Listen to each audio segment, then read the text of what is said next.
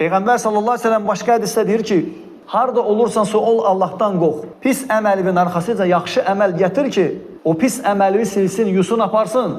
Çünki Allah Teala Qurani-Kərimdə başqa yerdə buyurur ki, "İnnel hasenat yuzhibun seyyiat." Yaxşılıqlar pislikləri silib aparır. Hədisin sonunda Peyğəmbər sallallahu əleyhi və səlləm deyir ki, insanlarla gözəl əxlaqla davran. Sən əfv eləsən, sən bağışlasan, ən gözəl əxlaqı göstərəcəksən ona. Və ola bilsin ki, onun qəlbinə sənin səbəbinlə nurdan girər. Əhnəf ibn Qeysə rahimehullah sual verirlər ki, insanlıq nədir? Nədir insanlıq? Rahimehullah buyurur ki, İnsanlıq ucalanda təvazökarlıq göstərməkdir. Nə qədər ki sən yüksəlirsən, Allah səni izzətləndirir, ucaldır, sənin təvazökarlığını çoxaltmağın insanlıqdır. Və sonra deyir ki, cəza verməyi bacardığın halda əfv eləməyindir insanlıq. Və sonra deyir ki, minnətsiz, tənəsiz, minnətsiz Allah üçün xəşləməyindir insanlıq. İnsanlıq nədədir?